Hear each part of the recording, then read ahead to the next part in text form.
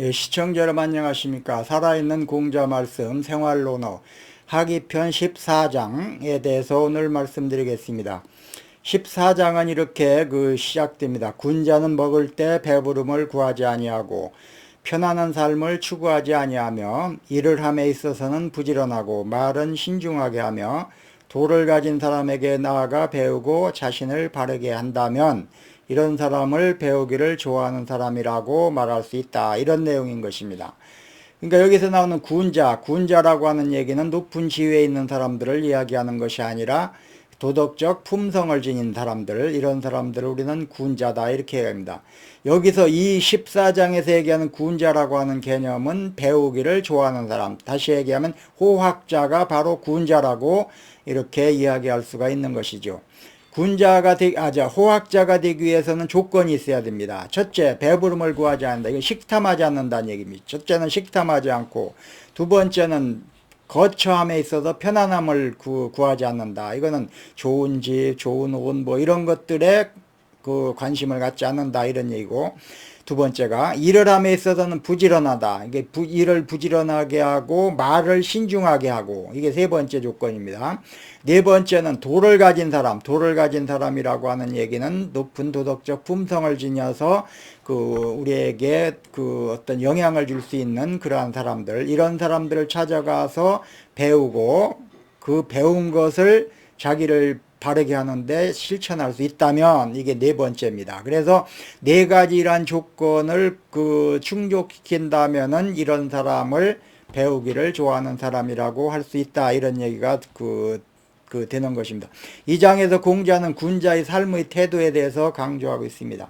배움을 좋아하고 행동을 신중하게 하며 올바른 스승을 찾는 것이 중요하다라고 말하고 있습니다. 공자가 말하는 군자란 단순한 학자가 아니라 삶에서 배우고 실천하는 사람, 이런 사람들을 말하는 것입니다.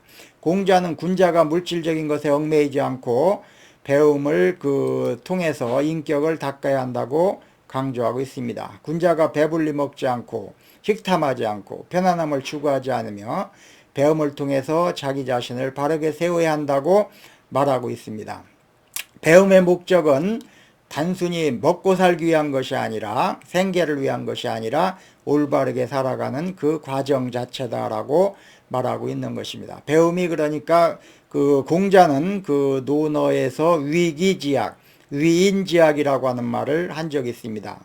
위인지학은 남을 위한 교육, 남을 위한 배움, 다시 얘기하면 배워서 생계를 유지하는 그러한 목적으로 배우는 것을 위인지학이라고 한다면, 위기지학이라고 한 것은 배워서 나를 위한 학습, 이걸 갖다가 위기지학이다 이렇게 얘기합니다. 그걸 올바르게 살아가는 과정 그 자체가 공자는 배움의 목적이라고 봤을 때 공자는 위인지학보다는 위기지학이 배움의 목적이라고 보는 것이죠. 공자의 이러한 가르침 오늘날에도 큰 의미가 있는 것입니다. 공자의 가르침은 몇천 년 전이 지난 오늘날 적용되지 않는 것이라고 보면 안 됩니다. 어떤 사람들은 무슨 얘기하면은 공자 맹자 같은 소리 하고 있네 뭐 이렇게 얘기하는 사람이 있는데, 그 얘기는 무슨 얘기냐면 오늘날 그게 적용되느냐, 적용되지 않는다, 쓸데없는 소리 하지 마라, 이렇게 얘기하는 사람들이 있는데 저는 그렇게 생각하지 않습니다. 공자의 가르침이라고 하는 것은 수천 년 전이 지난 오늘날에도 그대로 적용될 수 있다라고 하는 것입니다. 다시 말하면은 생활에 써먹을 수 있다는 얘기입니다. 생활하는데 써먹을 수 있다, 이런 얘기가 되는 것입니다.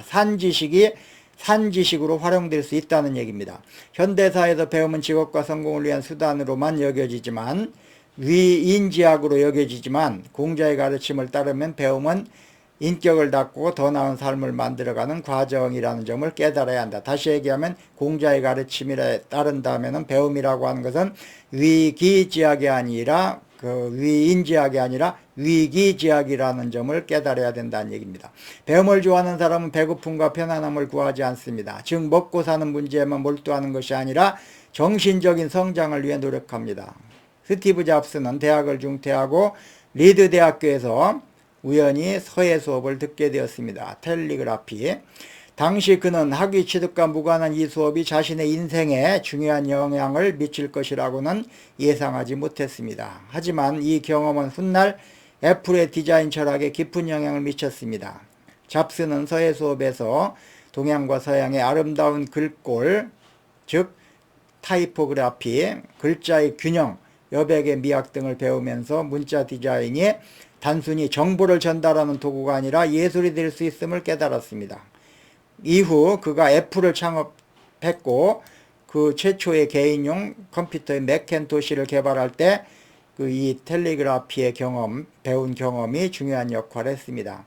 당시 대부분의 컴퓨터는 그 글자의 폭이 일정한 단순한 모노스페이스 폰트만을 제공했지만 잡스는 맥켄토시의 다양한 서차를 도입했습니다. 그 잡스는 이렇게 말했습니다. 만약 내가 그 서예 수업을 듣지 않았다면 맥켄토시는 오늘과 같은 다양한 글꼴 시스템을 갖추지 못했을 것이다. 이렇게 말했습니다.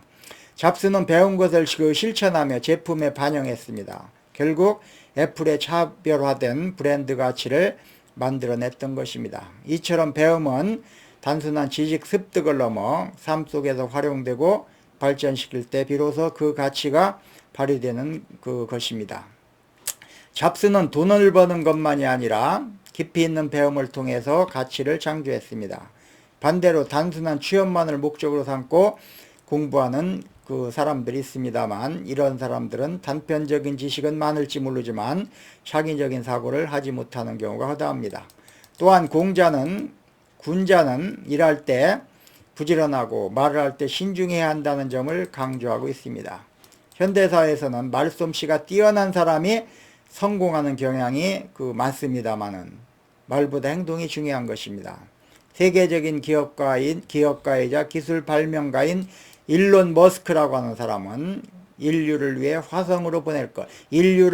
화성으로 보낼 것이라고 하는 이런 말을 했습니다. 사람들은 그가 이런 말을 했을 때 꿈같은 이야기라고 했습니다. 그러나 2002년에 그 머스크는 그 우주개발 회사인 스페이스X를 설립함으로써 인류를 화성으로 보낼 것이라는 그의 꿈은 실현되었다라고 볼 수가 있습니다. 행동으로 하지 않은 말은 공허한 법입니다. 좋은 스승을 찾는 것도 중요합니다. 배움을 좋아하는 사람은 항상 나보다 더 나은 사람에게 배움을 구합니다. 아리스토텔레스는 플라톤은 소크라테스를 스승으로 삼고 배웠습니다. 만약 플라톤이 소크라테스를 만나지 못했다면, 그리고 아리스토텔레스가 플라톤에게 배우지 않았다면 오늘날과 같이 깊이 있는 서양 철학은 성립되지 못했을 것입니다. 빌 게이츠는 워런 버핏에게 경영과 인생 철학을 배웠습니다. 그들은 개인적으로는 매우 친한 친구 사이입니다. 그들의 관계는 단순한 비즈니스 파트너를 넘어 멘토와 제자 또는 동료와 같은 깊은 신뢰를 바탕으로 형성되었습니다.